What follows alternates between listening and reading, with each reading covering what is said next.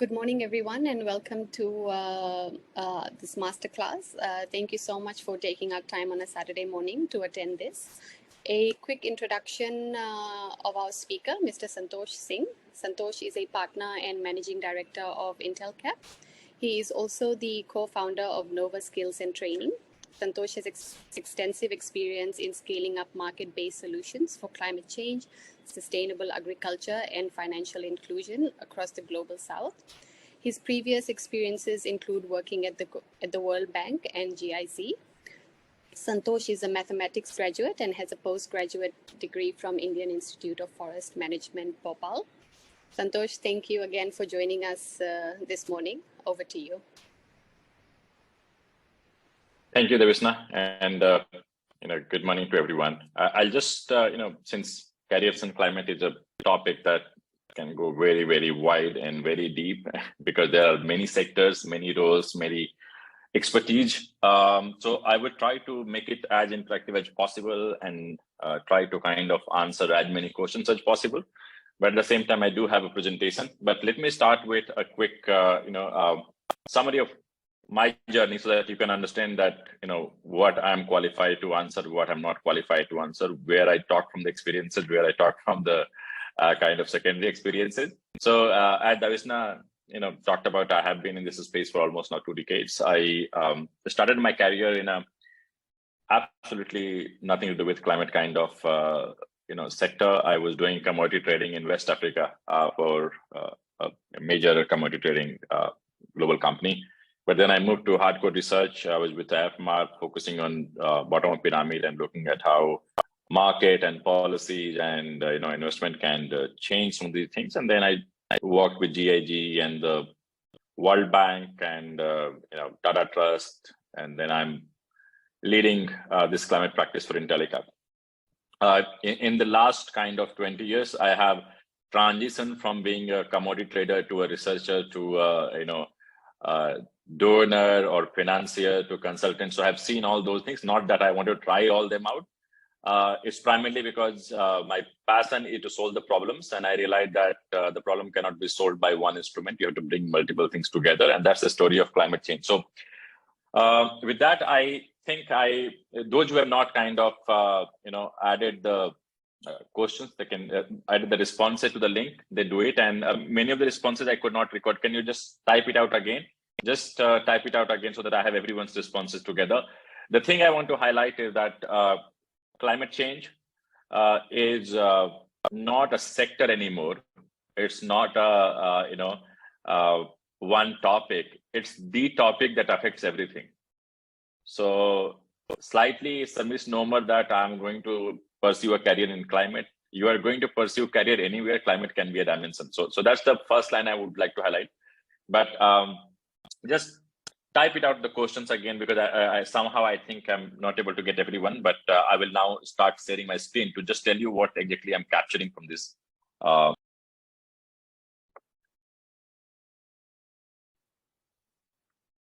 as you're typing it out, I see words like finance, people's lifestyle, politics, financing, disrespect to nature, emissions, growth. Everything is coming in the sun. So while you do that, let me just share my presentation and keep on doing that. And I want to kind of what I have done is that I wanted to kind of use say 10-15 minutes to talk about the climate career opportunities, and then I will answer the questions. And if you have any question specific, please do type it out in the chat box. And also, if you want me to kind of address any particular dimensions, just keep in mind I can answer that in the question answer session. So, just to give you a sense, I don't want to kind of go into the climate change, but just look at that some of the numbers. These are staggering numbers. 4-5 trillion of money is required to address climate action, and you can see that the kind of lifestyle we have, how it is making us completely unsustainable. If you want to kind of look at in some kind of analogy, we require almost to Earth to sustain our lifestyle. And this is, something is a challenge which was unforeseen for the world. So everybody trying to grapple with that. It is manifesting into many kind of things. So as a challenge comes, there are opportunities, there are skill needs, there are financing need for meeting those challenges, and that's causing a massive rush into need for the people who bring different expertise, different kind of capacity to address or work in climate change. But this is, I wanted to highlight, if you guys were talking about certain things, if you recall what you have said, you talked about finance, you talked about behavior, you talked about policy or some dimensions of that and technology. So these are the kind of 4 key levers that you can use to address climate change. And the point I was making, the reason for the poll was that if you look at those responses that you gave, those were responses that can be easily clubbed into these 4 things. Climate change is a behavioral problem. It's a problem of economics. People don't do certain climate friendly action because it costs money, or they see greed driving them to do that action because it gives them some additional money or profitability. Policies can be a serious tool to address climate change, because policies are also responsible for causing climate change as well as they can stop climate change. And technology can be enabler in addressing these challenges. And when I talk about these 4, these are very interlinked. A change in economics can change the behavior, can change the policy, can change the force new technology to come. A change in a new technology can also change the economics, behavior, and enforce policy. So these are not kind of standalone things. If you guys are wondering why I'm talking about this in the career aspects, you might have guessed that these are the areas where a lot of opportunities are coming with a climate lens. So if you kind of look at your skill set and saying that, okay, I am kind of interested towards knowing policy. I focus on shaping policy. You have a career option in climate change. You are a tech geek, you have a career option in climate change. If you are a social sciences major, you have interest in people, you have interest in behavior, you have a career in climate change. If you are a finance nerd, economics geek, you have a career in climate change. So when we say climate careers, these career options are not confined to a particular kind of domain, but they are kind of looking at multiple levers, and people are coming with these levers to work in climate change. If I go to kind of see that if these are the kind of levers, what kind of career option we are coming. So you can be an entrepreneur and you can solve the problem. You can do multiple things to address climate change. And when I say entrepreneur, I'll come back to what I mean by that. But entrepreneurs do almost everything to address a problem.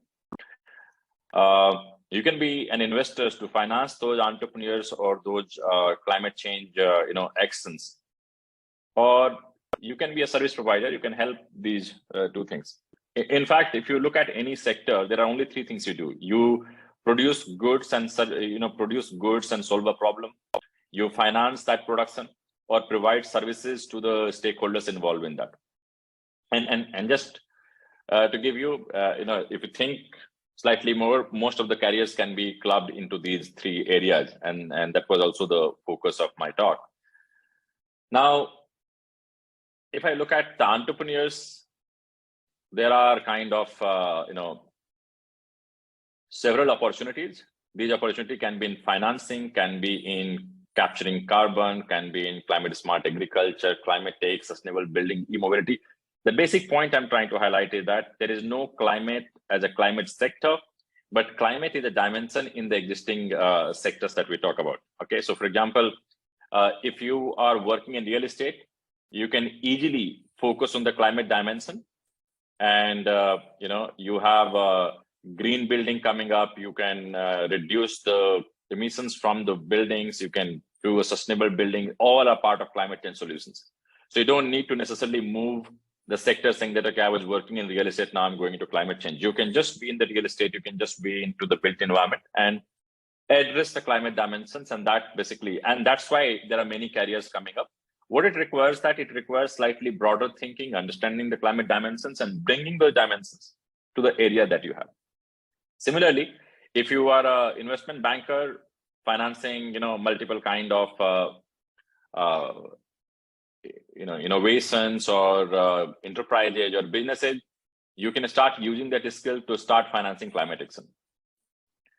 So the basic point is that you need to assess where your interest lies, and then you can pursue a career in that path, in that sector, with a strong focus on climate.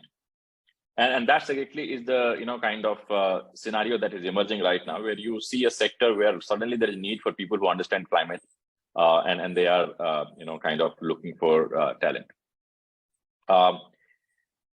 I will come back to answer question to kind of elaborate the kind of skills that is required, but since these are not the traditionally climate skills, but the skills required to that function, investing, and so analytical skills, conceptual thinking, financial modeling, data, due diligence. Yes, then you start putting a layer of a climate understanding into these skills so that you become more aware of the context, you become more aware of the nuances, you become more aware of the ways you can solve the problem. And hence climate becomes a layer and additional expertise that you need. Similarly, if you go to the service providers, you see a lot of confusion around that, whether I should join a consulting firm or think tank, or A consulting firm or B consulting firm, or say a not-for-profit. These service providers can be a think tank, can be a consulting firm, can be a strategy consulting firm, can be a basic business that is working on that.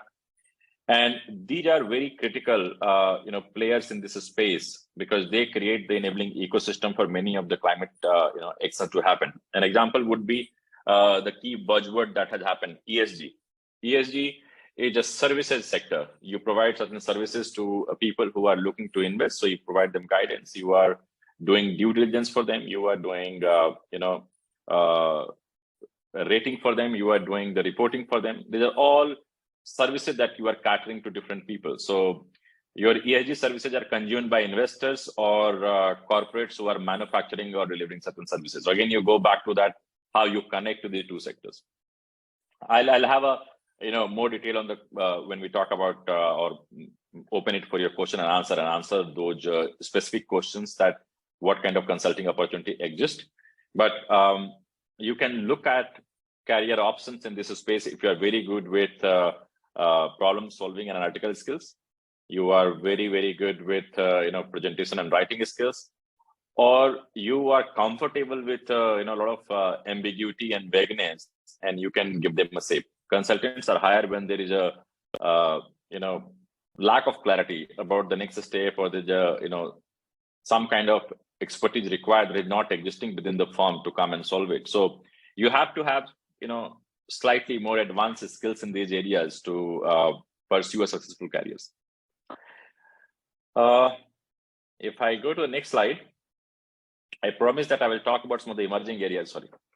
Some of the emerging areas, and these are the areas that are emerging right now in climate careers: ESG and climate risk, carbon market and solutions, nature-based solutions, climate finance. And I will take a pause here. I just want to kind of first get any questions. I'm not sure that the questions are coming in the chat box, but I want to hear from you, and you can unmute yourself to see if there are specific questions that you want me to answer, and then I'll go back into giving you some detail. But think about it. Do you think that climate careers are a career segment that is emerging right now, which are completely new, or climate careers are the career options which are coming into the existing sectors, which are trying to be part of the climate solutions? Yeah, I see a hand raised, and if you can just unmute yourself and speak. If you have any, and I request everyone to kind of have questions. If they have questions, please drop a line in the chat box. Or yeah. Hi, Santosh, and this is Debarshi. I'm from Pune. So I understood, climate is a serious problem, and that basically touches almost all aspects of life. But one dilemma that I am a basically climate professional for more than 5-6 years now. But one dilemma that I have in my mind, I mean, if you can throw some light from your experience, which sector of the developmental process is going to be more important as far as addressing the climate challenges? Is it the societal point of view or the corporate and companies point of view? Like in the current slide, as I see, this ESG audit and advisory and rating, I think they are all from the corporate perspective. But the nature-based solutions may be, one thing that may be thought from the social perspective. So in a broader sense, I mean, if I talk in terms of economic terminology, whether it's, the opportunities are more in micro perspective or macro perspective. Yeah, I think you got my question, right? Okay. Yeah. Any more questions that I can answer all them together?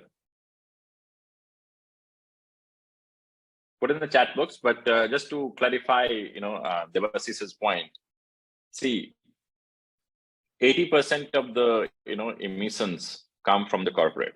Okay, so obviously they would be looking to reduce that and kind of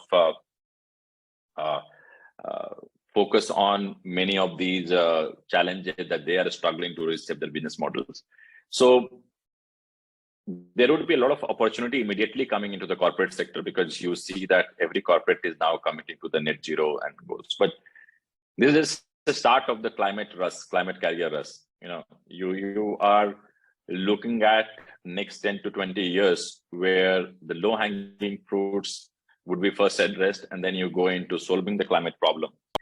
And there is no sector, I would say, that would be creating more job opportunity, because job opportunities are not a very kind of unidimensional thing. So you will see a particular type of role being in demand, and the most critical role that would be in demand is people who can address the specific climate problems, either for the corporates or for the society. And this is yet an area that is emerging. So just to give you the clarity on your question specifically, ESG investment, ESG rating, these are just the preparation for the main action to happen. Those who are working in the ESG sector, that at a initial level, ESG is just about reporting those things. Okay, I do this and I know what is the impact of my actions on environment front, on the social front, and some of the guidance principles on the governance. Am I following it or not? So a lot of opportunities are coming in the ESG reporting and ESG consulting. But do you think that ESG is going to solve the climate problem? Just reporting that you have emitted this much of carbon, is it going to be the measure to reduce the carbon emission, or you need something else to do to reduce the carbon emission? So the initial phase of the climate carrier is more into building the capacity, understanding how my business, how my action, how I interact with the variables that have impact on the carbon. And that's where a lot of rush is coming. Once you know that how your actions are impacting climate, or how your actions are related to the climate action, then you will start saying that, okay, how can I either reduce my footprint or achieve certain outcomes that are desirable? And that would require a very different kind of a skill set. So reporting is just the starting point. Understanding the climate actions is just a starting point. Then the question would be, can I achieve those outcomes at a lower cost, in a better way? Can I achieve multiple outcomes in the climate at a lower cost? And that's where another set of opportunity will come. Third would be, you are looking at a lot of awareness and a lot of natural growth in people's consumption or people's behavior towards being more climate friendly. And that would cause a lot of disruption the way we do businesses. An example of that would be, how many of you have seen now these days that you go to a juice shop in a fancy restaurant and they have given you a paper straw? Just raise your hand. How many of you have seen that?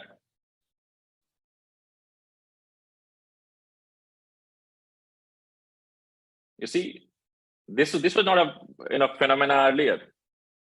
Do you think that just by switching from a plastic straw to a paper straw, you will solve the climate problem? I don't think so. But the awareness is there. They are taking baby steps. Tomorrow they will say, okay, I got the straw replaced. I'm finding a solution to replace my, other plastic footprint.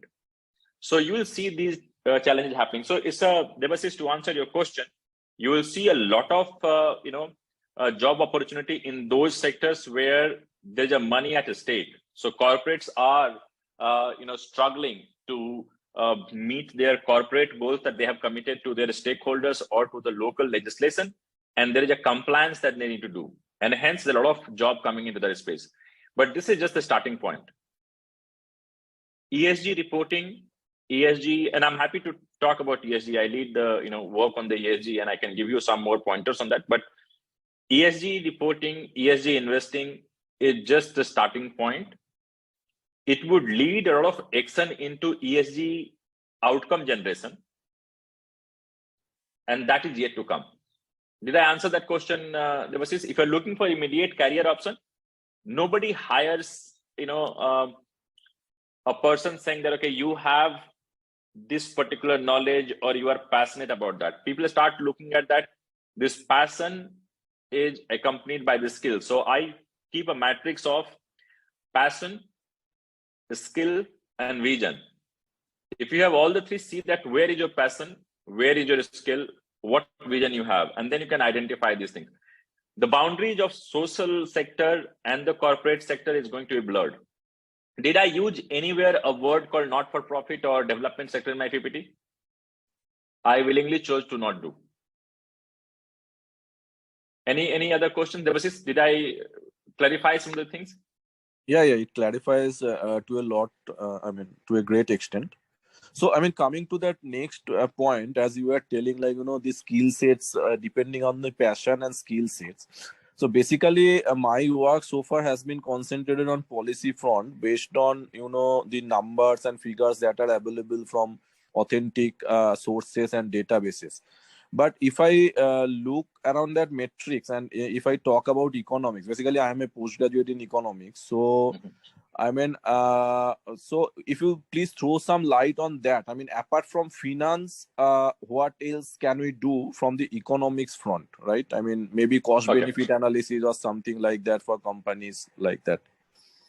I'll come back to that. I have a slide on that. I'll highlight. So any more questions? And Davisna, if you can plug me in with the question. I can't see the chat box that regularly. So there are some questions. Yeah, I see a questions coming. Sahana and Ela have asked Santosh if you can elaborate more on the role of, just one second. Yeah, it's can you please elaborate more on the ESG? What does an ESG analyst role entail? What skill set are expected of them? Okay, let me spend some time on the ESG because I think this is the most hot topic, and I kind of look at that. How many of you really are curious to know about ESG career options? Just raise your hand, because then I will quickly spend more time on that. Climate is a pretty big topic. Okay, pretty decent. Okay, so seems ESG is pretty hot topic, Davisna. Yes. Climate is turning out to be an ESG problem. Okay. Can you guys see my slide? Yes, ESG and climate risk advisory. Okay, so ESG advisory, you can see there are three very key bucket areas that you can look at. That one is the ESG audit and advisory, ESG research and analytics, ratings you can also, but ESG ratings sometimes kind of differentiated, and then sustainability report and analysis. So let me just give you a sense of what we mean by ESG. I wrote an article some time back, and I was highlighting that ESG is not a phenomena that is quite new. It was there. It is just getting a new level of importance and new level of kind of attention. So in ESG, there are two ways you can see the ESG emerging as a big career option. One is the advisory role, and second is the investment role.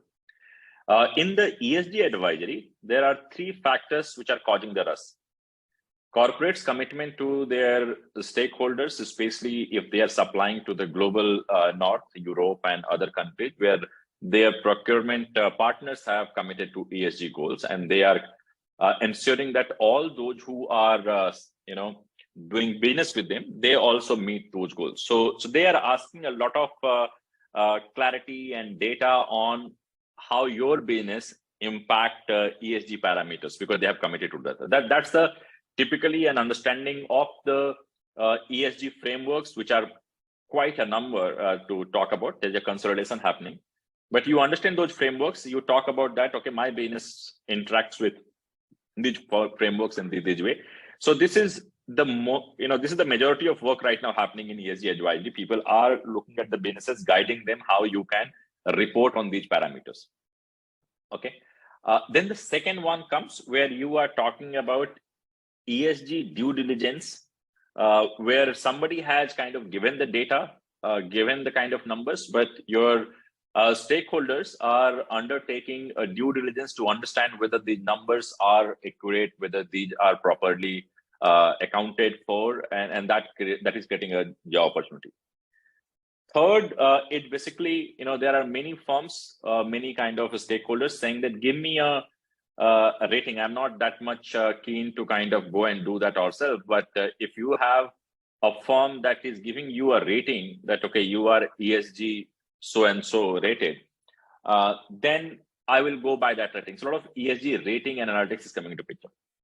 But this is, as you know, that right now there are frameworks where we are talking about the ESG ratings and you report to them. And that's basically every company is sooner or later going to be doing this kind of reporting. And hence, every audit firm, those who are on this call and they know about the big fours are right now the biggest recruiters or biggest focus, biggest noise they're making on ESG, primarily because their core is the audit business. They have been doing the audit of the business. They're looking at the financial balance sheet. Now they have to look at another kind of audit, which is emerging. Every firm had to do it. And hence the ESG audit is emerging as a big career. The second type of ESG work that is happening is into ESG investing. A lot of global pools of capital, the venture funds, the bank, the central governments have committed that we will not invest into those actions which are not kind of meeting environmental, social, and governance norms. Sometimes, this is very vaguely phrased, but what they're saying that we will look for the businesses which are meeting these ES and G norms. And if you look at the ESG norms, what they're saying is that I'm not, kind of doing ESG norm because it's good for the society, it's good for the climate. They're saying that we are also doing it because if you are not meeting your E, S, and G norms, the pressure from the client, the pressure from the government, the pressure from the customers would basically destroy your business. And hence, I want to understand that and make an ESG investment so that it is having lower risk of disruption from environmental and social and governance point of view. So ESG investing primarily factors in most of the ESG risk in their decision making, and they ask that, okay, whether you are meeting all those, So audit is slightly, what I would say that low paying and entry level job where you take the frameworks developed by different kind of ESG, commitments like TCFD, TNFD, or India's SEBI's BRSR, and you fill the data into that. And as you see that, you need more and more people to do that, and hence more jobs. But surely these are not the skills that would be difficult to develop, and hence there would be a demand and supply challenge. And you will see that these you see the most of the B schools are now teaching ESG. So in 5 years, you will have everybody with a ESG audit experience. So that's where the ESG advisory, audit, and investing differ. Just to give you a sense, meeting ESG rating does not mean that you are going to contribute to the climate goals. How many of you know Philip Morris? Do you know Philip Morris? Anyone? Philip Morris is a cigarette manufacturing company. Okay, they are probably one of the biggest player in that space. They are also rated ESG very highly, and Tesla was refused ESG rating. Do you know the Tesla's business and the Philip Morris business are completely, in different directions when you come at the social and environmental footprint.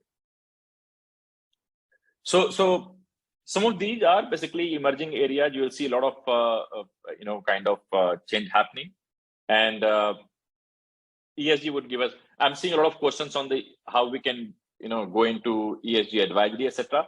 I think a simpler way is that you just if you're a fresher, a lot of companies are recruiting, and they are now realizing that you are not going to get 5 years of experience in the ESG thing where ESG is new. So when we recruit for the freshers, we consider you if you have a basic understanding of ESG that you can gain through number of online certification courses.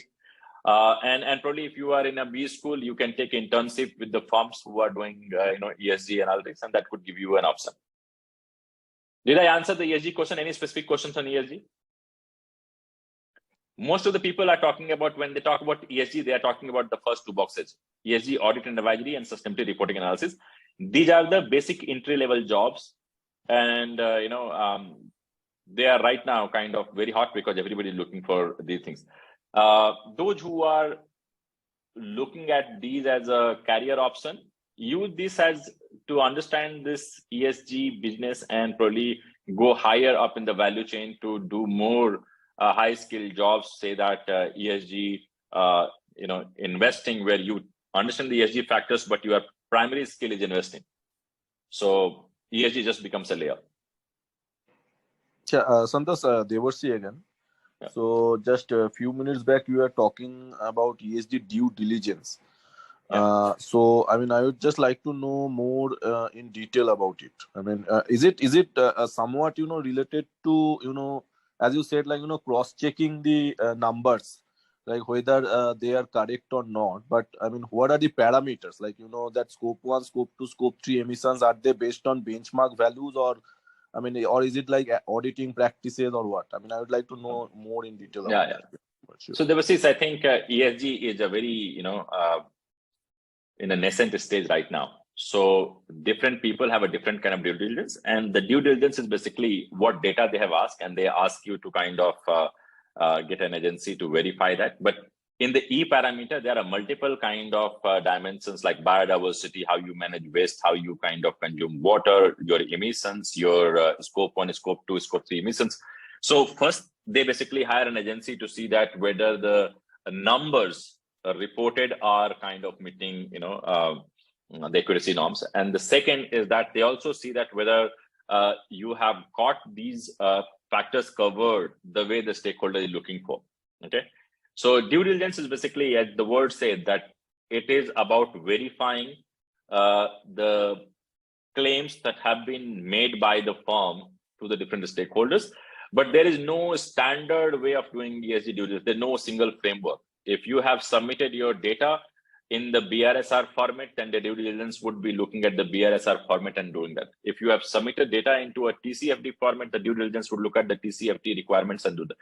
Those who are not aware of TCFD, is a kind of framework that's being developed. It's the TCFD stands for Task Force for Climate Finance Disclosure, and TNFD stands for Task Force for Nature Finance Disclosure. So anyone with ESG, I'm happy to kind of answer questions, because I believe that ESG is very, kind of desirable topic for you guys. Yeah. So a follow-up question. If I talk in terms of clients, right? You mentioned our stakeholders. So it will be basically, providing a certificate kind of thing to an investor in a company, right? Mm-hmm. That a company, suppose say any automobile manufacturing company, who is basically reporting its ESG KPIs. Mm-hmm. And then suppose I am a due diligence man, and mm-hmm. I am just reading that maybe sustainability report in detail, and mm-hmm. then telling the investors that look, these are the values, or these are the KPIs which are basically in alignment with what the company is reporting, and others are not. Something like that. No, so I'm happy to kind of give you some material to clarify this. So I'll share my contact details, and I can answer that just to save time. Sure. But there are multiple frameworks, there are multiple ways it is done. So there is no standard practice. I see some more hands, so let me just jump to that. But there was this, I'll share the contact details. Send me that. I can share you a deck that I have on the ESG, especially so you can understand what and what I mean by ESG investment, ESG advisory, and ESG due diligence. Typically, you are right. There are things that are done, but it goes beyond that as well. It goes beyond that. All right. If you share those documents, then it will be really helpful. Yeah. I see the range, hands raised from Bama and Rajneesh and somebody else. If questions on that, then I would go and quickly talk about the carbon markets. I think it is very linked to ESG, but happy to kind of give you some more thought, because carbon market is surely another area that is getting a lot of traction. And chat box, if there are any question I can answer. Davisna, are any other questions on the? Santosh, there's a question from Deepak. How far has ESG moved from being screening to selection to being the core of it? So there are certain, so ESG is now basically getting mainstream. So very soon you will see that ESG is not an ESG investment. ESG is a layer in any investment. That's how the things move. What has happened right now, that there are many funds which are saying that I would only invest into the sectors or the firm that meet my ESG parameters. So at least in India, I know 3 to 4 funds that have been set up, which are looking at core of investment, where ESG is core. ESG is not a selection tool, but ESG outcomes are the core. In fact, this is a rebranding of the impact investment, where impact was the core and we were investing for that. So yes, a quick answer is that it has moved quite far. You will see a number of funds popping up, which are saying that it is not ESG is not a risk screening tool. ESG outcomes are the one that we are investing for. I see another question. There was, yeah. Santoshji, is impact investing and ESG investing like same, or is there any difference? No, they have an overlapping areas, but they're not. So Okay. I'll give you an example. I was talking about the Philip Morris and Tesla, right? Yes. Will you consider investing into cigarette as impact investing? Not really. Yes. Right. Do you consider investing into a school that is running low cost, or or a company that is running low cost schools in rural areas as investing into impact investing? Yes, I would. What if that school is only using diesel to power those schools because there is no electricity? Will that score high on ESG or low on ESG? That will go low on ESG. Because the emissions are coming from diesel, right? So they're using diesel in the value chain. Yes. But will come it low on the impact? Yes. So the basic, the way to understand that, impact is the destination. Okay. Impact is the destination. ESG is how you are driving to that destination. Okay. So when you're doing business, ESG principles say that, okay, I am doing business in a way that I would be friendly to the climate, right? I would be friendly to the society. I would be transparent in my governance and other norms. But ultimately, it comes on what business you are doing. Are you cigarette manufacturing? Or are you a, say, hospital? Yes. So it's basically like a parameter. So impact is the destination. ESG is the way you drive to the destination. Yes. So there can be overlap, but not necessarily that every ESG compliant firm or every ESG investment is a ESG impact investment. Hope that clarifies that. Yes. Thank you. I see more hands, so please just ask the question. And I have one more kind of slide that I want to show you on the carbon market, but happy to answer the questions on ESG. Yeah, hi, Santosh. Yeah. Hi, Santosh. This is Dheeraj here. I run an executive search firm focused on energy, renewables, engineering, infrastructure, water, wastewater. Now, these are the traditional sectors, right? And clearly, there's a lot of there's a huge shift towards, again, climate-friendly technologies and all of this that's happening. But I also run career support advisory, where lot of these existing, say, professionals are, wanting to shift over to climate friendly roles or other, career options, right? But these are people with about good 10, 12, 15, 20, 25, 28, 30 years of experience, right? And they're finding it really very difficult to really fit in when there's been so much of slotting, especially like you mentioned, like ESG, there's so much, climate is being reduced to just about, some specialist roles, right? So there has to be a good transition of the existing workforce from the traditional roles to maybe climate friendly roles, right? The key question is, how do we go about it seamlessly without a break in their, employment? Yeah. That's. Thanks, Dheeraj. So I think, I have been recruiting from, very similar kind of pools, and I see this challenge also. So there are two things in most of the climate roles or climate friendly, or climate centric job profiles. You will see a skill section, what skill they are looking for, right? And then there is a theme section.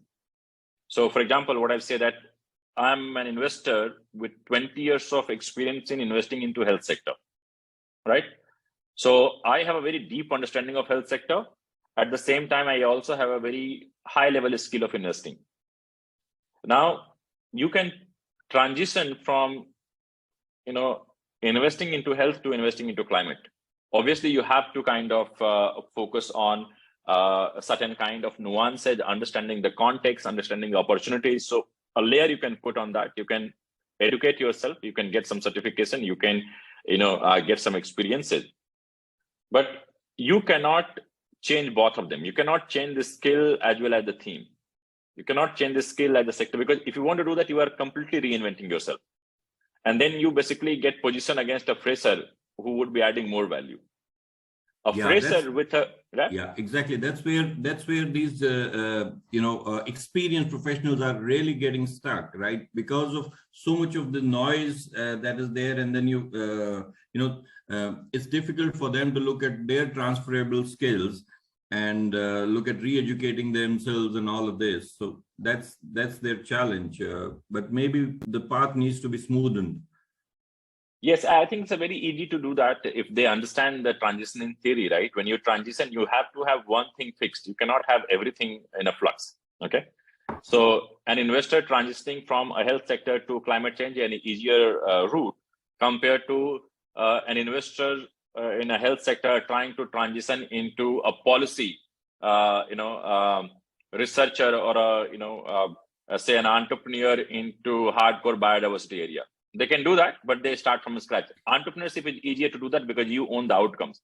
But in other roles, it's difficult. So we try to see that if you have a skill, we can take it to the climate. If you have a deep expertise in the climate relevant area, then you can start also taking that route. So for example, if you say people who have been working into corporate and they are into power plants, right? Yeah. I've seen many power plant people who are saying coal power plants are shutting down. So what should be my career option? The distribution lines are, if you're expert in distribution line, you can see, okay, I have experience in distribution line. It doesn't matter whether it is coming from, power is coming from coal or coming from hydro or coming from a solar. Mm-hmm. You can move from this sector to another. You can use that expertise to transition further in. So I would urge everyone to look at their skill set and see that with this skill, what problem I can solve. And that could be a segue into the climate careers. Okay. Dheeraj, for your specific question, for the senior professional, short-term courses, kind of having one-to-one chat with the people who are recruiting, giving them a glimpse of the skill set helps. All right. Thank you. So short-term courses are very helpful for those who are trying to do a transition because the skill sets are there and you can relate better with these courses if you know that what you're talking about. So when I teach somebody, say, climate financing, it's very difficult to teach both climate and financing. Right. Right. It's easier to talk about financing to those who have the climate expertise and to, for finance expertise, we can layer the climate. Right. All right. Thank you, Santosh. Any question? I can just quickly take you to one more area that is coming with you guys are just to give you some more food for thought. So in ESG, what is the most critical? And you can switch on your videos and I can see the faces. So we can, if those who can do the do camera turn on. So let me just put to another topic. What is the most critical thing in ESG we do? ESG is about emission, right? That's the most critical thing we are looking for. And if you have lots of emission, what you want to do? Either you are going to reduce those emissions, or you are going to pay somebody to reduce those emissions. Does it make sense? So carbon market is getting a big push because everybody is now setting up the ESG goals and net zero goals. Net zero goal is basically a one goal within E part of that. When we say net zero, we are talking about carbon emissions to be zero. So your emissions released and emission sequestered is basically negate each other. But this is only one part of E, but it is a very big part of E. Everybody talks about carbon, and that's where a lot of work is being done, that if a company cannot achieve the net zero despite all its effort from their side, they have to go to somebody and saying, can you reduce on behalf of me? Or they can invest into sectors which can reduce from them. And which are the sectors which can do that? You can capture the carbon from the air and make it into a brick and dump it down the ground, which is a physical capture, or you can grow trees, or you can use ozone to generate algae, and then these algae can capture carbon. But all of these things are resulting into a mechanism where people who have set carbon targets and not able to meet all the carbon targets from their own effort, they are paying to somebody else to get the carbon. And this is resulting into a huge opportunity set for the investors, for the entrepreneurs, and for the support service providers. I am just keeping this slide up so that if you have any question, but look about the carbon market. This is one of the most lucrative opportunities coming up, because this is a reflection on how we can address climate challenge. Somebody who is responsible for some kind of negative climate action will pay to somebody who is responsible for the positive carbon climate action, what we call a market-based mechanism. One such principle, one such example of this principle is carbon market, where we are trading carbon. But you can soon see similar mechanism coming for biodiversity, for plastic, for water, for a number of other things. So if you understand the market mechanism, you understand how these things work, then you can also see a lot of opportunities in these areas coming.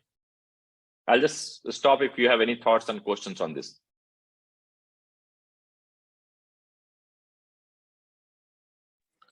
Santosh, Devarshi here.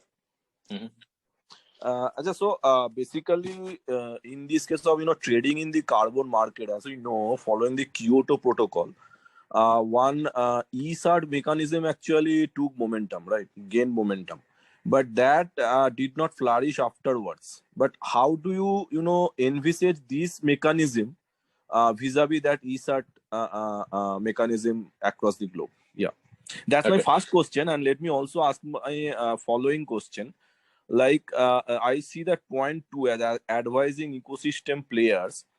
I mean, if you throw some more light on that, exactly where can we play a role on that? Because it also includes pricing policies. And more important is the third pillar, like developing financial mechanism to mobilize carbon finance, right? If you throw some light on that. Yeah, thanks. Okay, so I'll put on the finance focus first, because there's a question on that, whether I can talk about the climate finance. And I don't have a slide, but I can give you some broad principle. So we are part of Aviskar Group, and we do invest into startups. We invest into different kind of enterprises, and we have a new fund that is coming up on the climate, especially on the carbon, and we have an ESG fund. So just to give you a perspective of climate finance, 3 to 5 trillion of additional money is required every year to meet the climate action to be within 1.5 degree of the global warming that we're talking about. Now, this money is additional money that is needed, and you have to kind of find a lot of, answers to difficult questions to get this happening. The first is that, what is climate finance? Simple. If you finance an action that has a positive impact on climate, it's climate finance. It's very simple. Now, how you can do that? There are 3 instruments. You do provide grant, you provide debt, you provide equity, or you provide other instruments that enable all the 3. So in the climate finance ecosystem, there is a huge rush for understanding climate outcomes and how we can finance that. So if you have a clear understanding of the climate outcomes and finance, you would be very, kind of rare set of people that would be needed for the sector. Now, in the climate finance, why this rush is coming? There is a global commitment that the developed nations would deploy $100 billion every year to the LDCs and the developing countries as part of their commitment to the climate action. So this $100 billion is, flowing in different instruments. These $100 billion often go, it's not $100 million that is, kind of deployed completely. It's around 80 to 90 billion dollar that is committed, but the number will go up. So they provide grant, they provide guarantees, they provide a different kind of concessional loan to achieve that. Now, every bank, every investor, every philanthropic foundation is having a division that is going to work in a climate finance. The philanthropic foundations are looking to deploy capital through grant or through impact investment funds or through other instruments such as guarantee or risk mitigation instrument. The banks are creating a dedicated pipeline to the sectors which can be beneficial to the climate change. You can look at the solar sector, you can look at the renewable financing, you can look at the agriculture sector financing, all are going to come under the climate purview. So climate finance is one area which is getting a very high priority, because anything you want to do in climate would require money, and that money has to be deployed either through grant, through loans, or through equity. So that's the climate finance in a nutshell. Now there are different kind of taxonomies in the climate finance. That climate finance is bucketed under different instrument. I'm not going to kind of talk all of that, but one which has got mainstream is green bond or climate bonds. Have you heard about Tata Motors raising green bond for electric mobility?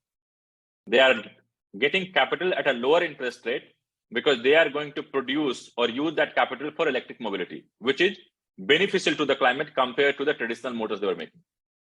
Right? So that's an example of green bond. The green bond facilitates lower cost of capital to the enterprises. So if you are in a corporate working on that and you understand the green bond, you can say, hey boss, you are doing this and financing this at 11%. I know that this is a climate friendly activity. We can get capital at a 1% lower. That's the work you will do when you are looking at that. Similarly, if you look at many of the DFIs, like the World Bank has given a credit line to a number SBI for financing rooftop solar. That's also a climate finance, right? So I'm happy to answer the specific questions, but as I said, that climate finance and climate careers are quite diverse. The basic principle is that focus on the skill you have. If you're a finance person, look at how finance can segue into climate finance, how policy can segue into climate policy, how your behavior marketing skill can segue into generating positive behavior and marketing kind of skills for the climate goals.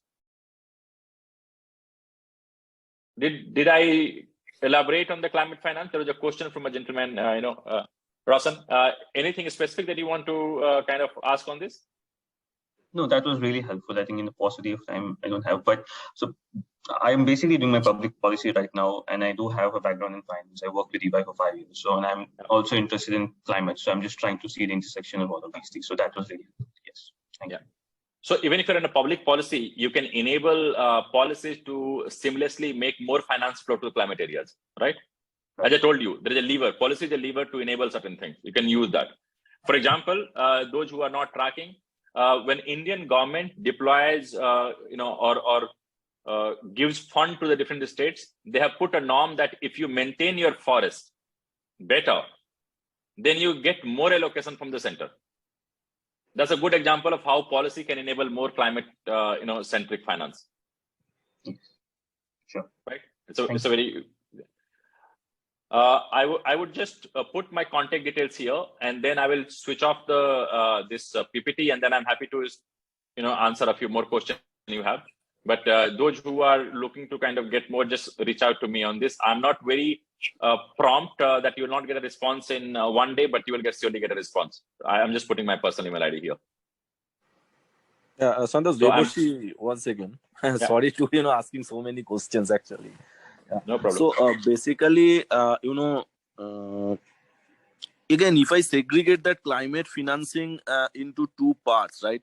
As you are mentioning, like, multilateral development companies or developed countries that basically have pledged certain amount to give to the developing nations. Apart from tracking those things, one of the fields that are coming up as budgetary tagging and tracking of climate finances, how do you see its prospect vis-a-vis, developed and developing countries in the world? If somebody wants to take that as a service offering or So can you just summarize? You are talking about setting up a company. What role you are talking about? It's like budgetary tagging. Like there are certain frameworks like Rio framework or other things. Suppose I am providing. So it is already being done. It is already being done. You can look at the European government have got their own taxonomy of climate finance. So they deploy that, whether this climate finance is adaptation finance, mitigation finance. Within that, they have a taxonomy that talks about whether this is for the private sector investment or this is for capacity building or for public finance. So all of these are kind of, there's a very good resource on UNEP. You can look at that. You search UN Environmental Finance Initiative, and you will get lots of resources on that. There's a lot of resources on the taxonomy of climate finance and how climate finance can play a role. My purpose of this talk was to kind of give you certain directions in which the climate careers are emerging. Especially climate finance is a big area. Then the second area, I would say that those who are having degrees in sectoral or say in a specific sector, not the management kind of degrees, but others. So for example, you have a degree in economics, climate economics is getting a lot of traction now. What I mean by climate economics, you are justifying how a particular activity is going to be seen not only from the financial return they generate, but the cost and the benefits attached to it. Right. If you want to kind of look at, say, those who are not aware of these principles, there is a thing called carbon pricing. Right. Google it, right? And carbon pricing means that if you are doing certain activity and you get $5 benefit from that activity as a profit, and you generate 1 ton of carbon. So if the carbon pricing for that 1 ton is $50, then you are in net loss. You are in net loss of $45 because you have to pay $45 to meet your carbon cost, but your profit is only $5. So technically you are an unviable activity. Right. So this is only one example of how carbon is being factored into your production economics, but you can look at the biodiversity, water, everything. Just assume that when you go to the restaurant into a very remote hilly area, very fancy location, they say that, okay, I'm putting additional environmental tax. Bhutan does that. Those who have gone to Bhutan charges a tax on the tourist to say that we need this additional tax to save our country's environmental resources. So you see that they're pricing certain things into normal, things. So these are all manifestation of the climate becoming a central theme. So, just to get a brief understanding, like, suppose I want to switch to climate finance altogether. So do you have any course in mind? That will give me a, Yes. overall idea. Those who are on this and they want to switch to different career options, I have 2-point advice. One, courses are just the labels. Get the skill. So I would say that try to get a certification, but don't chase certification. Get the knowledge and see if you are knowledgeable enough certification will flow automatically. Okay. Right. So first thing, learn the driving and then get the driving license. Don't try to chase the driving license. Okay. What I'm suggesting that if you in the finance space, there are a number of certification that you can get. There are some low cost one. Go to Coursera. Coursera has a number of courses on climate finance. Pick up the topic that you want to understand. But ideally, people commit a mistake to take an overarching subject, which is very, very wide, but very little depth.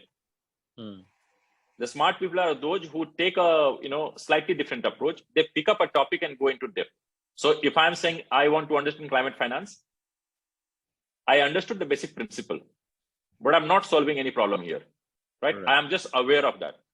Just to give you for everyone, when I hire people, I look at your expertise into different buckets and in different labels. Some people are only aware of the climate finance as a terminology, right? What do we call that? Awareness level of exposure. Some people understand climate finance. So you go one level up. You are aware, you understand the nuances. Third, you understand the nuances, but you also have expertise. You can design certain instrument, you can do that. So that's the expertise level. Your expertise can produce certain outcomes. Then you go to the problem solving. Your expertise is solving a problem. An example of that would be solar is not viable because cost of capital is high.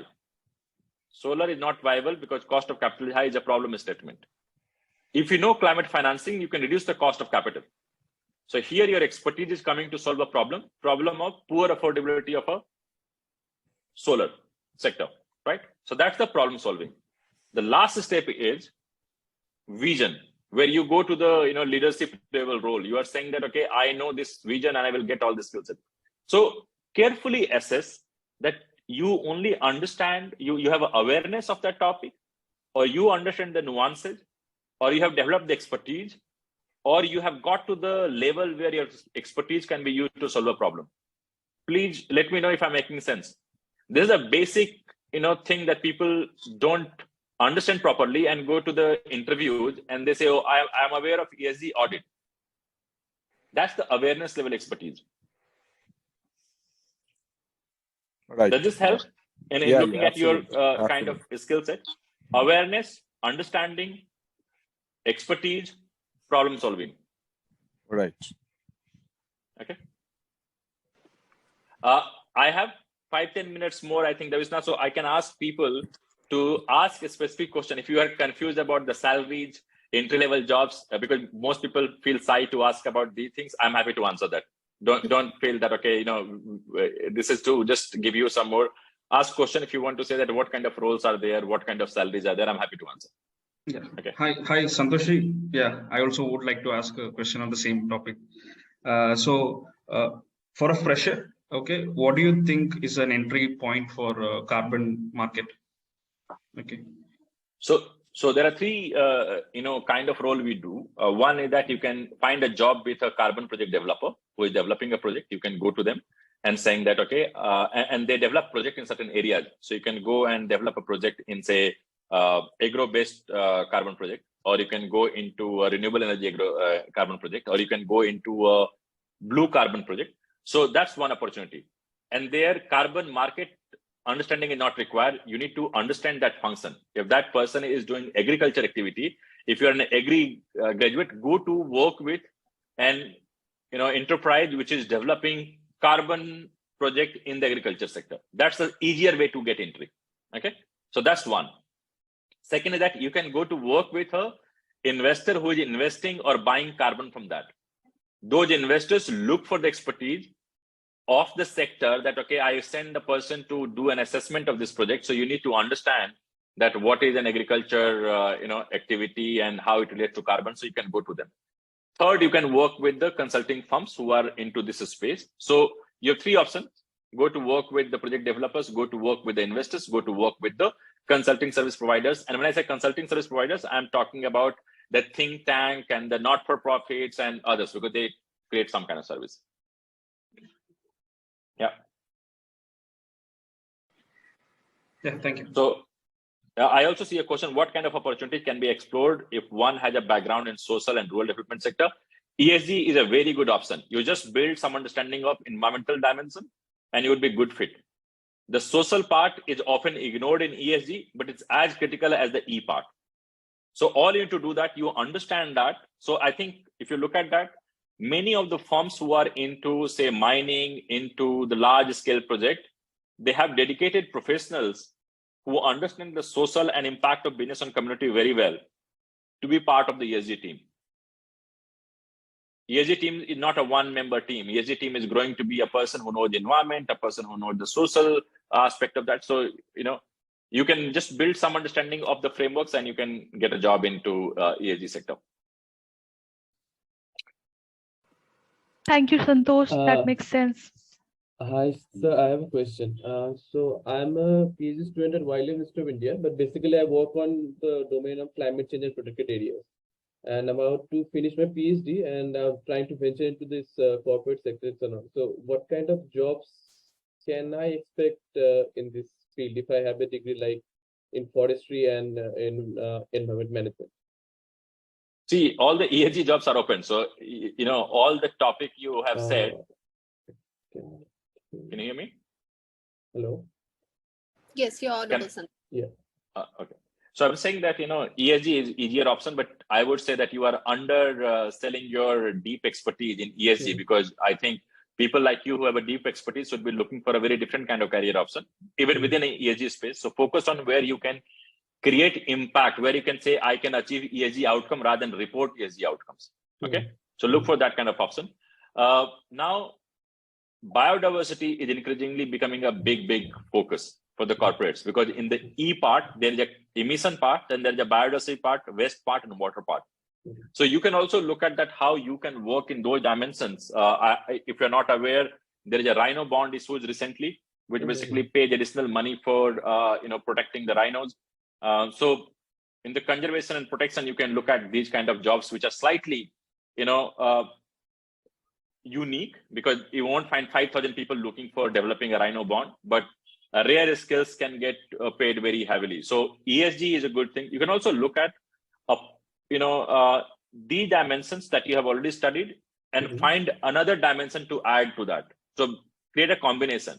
You understand the protections and the conservation. Look at that, how the national policies affect them, how the markets affect them, right? So if you put that layer, it's easier to kind of make it more sellable in the market, saying that, okay, I understand not only those domains, but I also understand the layers of policy, economics, and the corporate action, that how they affect.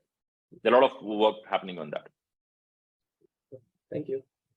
Rhino bond, Sahana. If you Google a rhino bond, you can find it. Santosh, Devarshi once again. So we are talking about green bonds. Recently there was masala bonds also. But what type of roles that may be taken up in this bond market? Bond is an instrument. Masala bond just means that rupee denominated bond traded on the global market.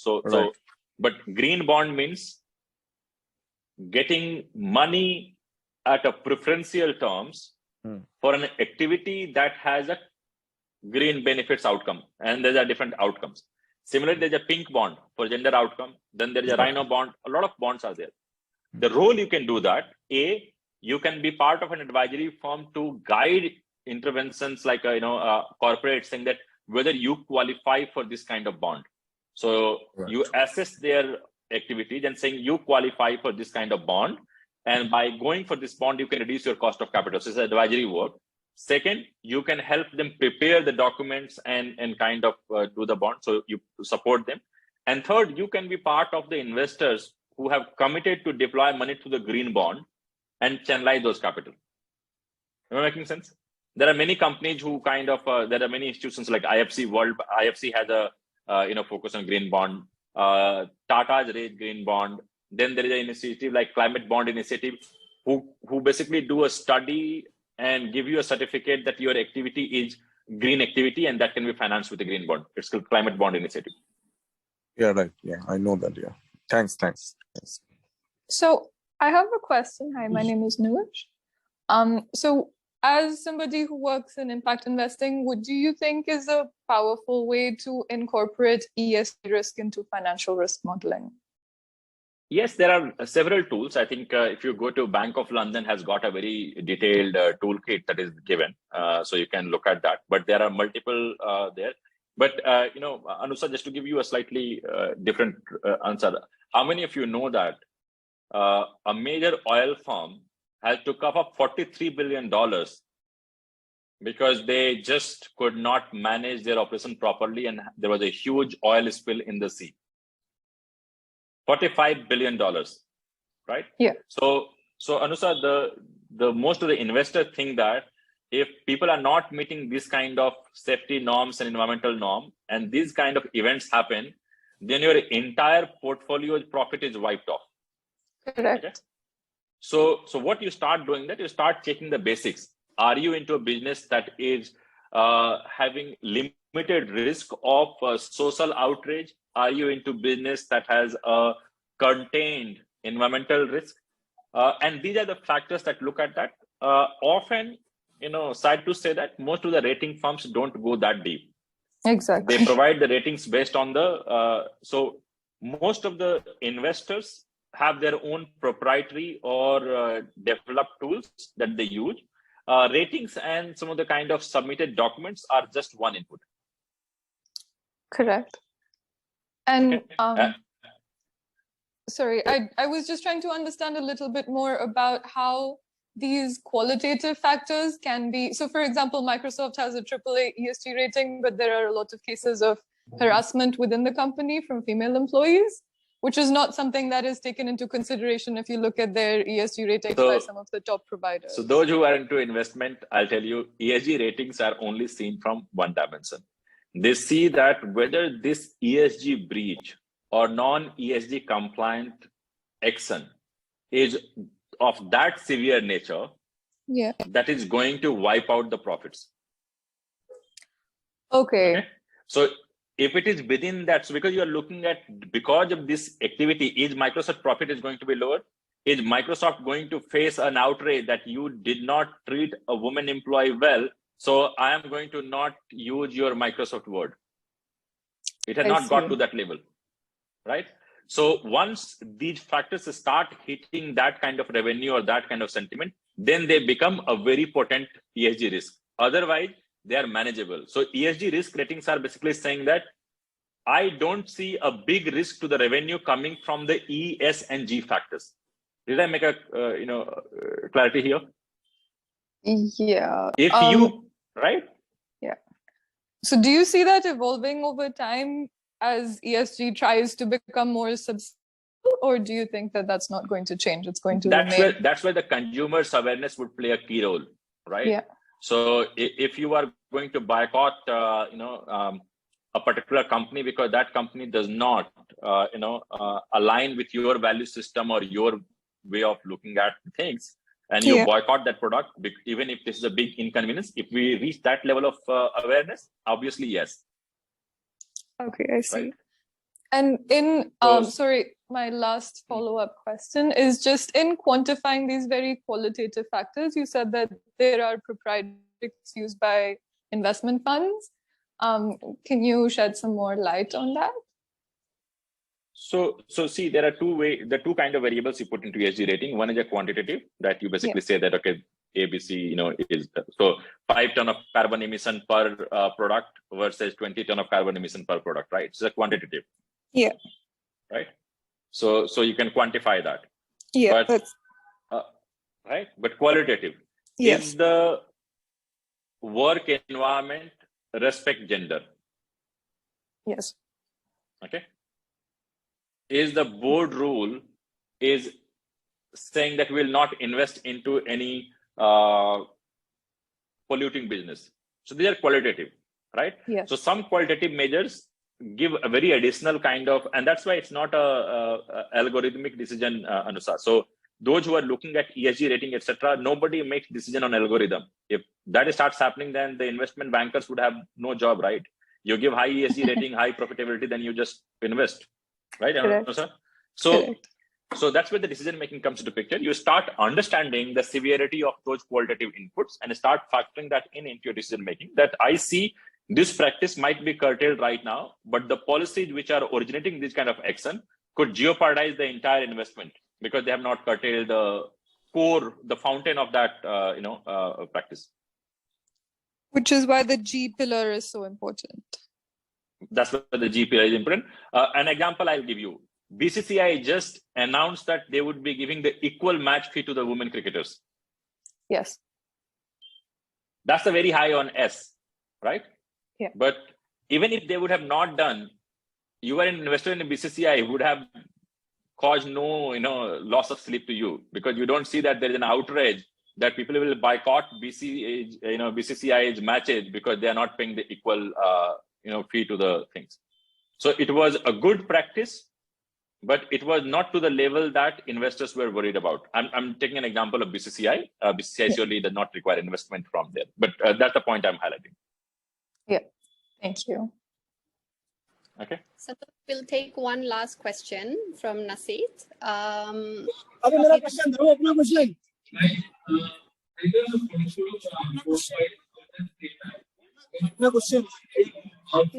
can mute yourself. I will keep the question on the chat. Santosh, Naseet has asked, what are the pay scales like for beginners in ESG? I'll give you a slightly more responses. So most of the firms which are into ESG audit and analysis, and if they are recruiting you for that roles and they recruit in bulk, you can expect anything between 5 lakh to 15 lakh. It's a huge range because of the kind of firm you are talking to and the kind of career path they are giving you. But a good spot would be around 7 to 10 lakh rupee for a fresher to walk into a ESG thing. Similarly, if you look at the other sectors, climate finance, ESG investing, they pay you far more than what ESG audit and ESG reporting would pay you. Because you deploy higher level skills. Yeah. Yeah, Santosh, Devarshi, I just want to know, because I have almost more than a decade's experience, and half of it in renewable energy and half of it in climate policy. So if I want to, particularly choose that field of ESG or climate finance now in any consulting industry, I mean, how much can I expect? See, consulting sector is a slightly tricky sector, boss. So I'll tell you, you can expect a partner position in a 12 years role, which can give you anything between, say, partners are differently kind of rewarded, but anything in the 60 lakh and above. But I would say that considering that you need to get in and show your worth there, excel there, and that's how the salary would move up, because people will be very, very you will both do a compromise. You will compromise on the salary and they will compromise on the skill set. That's how the transition happens. The transition job's first entry is a compromise by the employer and compromise by the employee. Once you go there and prove yourself, then you go onto the track, right? Because what is the transition? You move from a straight line to take a different route, right? So you are losing distance traveled, right? So I would say that anything between 30 lakhs to say 50 lakh would be something that you can negotiate if you are promising a particular kind of outcome for the firm. It depends on the firm to firm. There are no salary benchmark for different firms. So you are working into the development sector for an NGO, you get a very different salary, and if you work for a donor institution, different salary, and if you work for the DFI, a very different salary, right? With the same expertise. All right. Yeah. All right. I mean, I would like to have some email shoot at you, and like to clarify a few more questions on that email ID. I have just shared my email address and my Twitter handle. If you can just drop me a message. I am not very kind of prompt, like I don't give you, but we can I try to answer some of the questions. I can surely do that. So I have shared that. I'm sharing it again here. And also I think I do put some resources on my social media and others for people to kind of do that. So if you are there, you can see some resources or some kind of updates that you can look at that. Sure. All right. That helps. Thanks. Thank you so much, Santosh. With that, we'll wrap up the masterclass.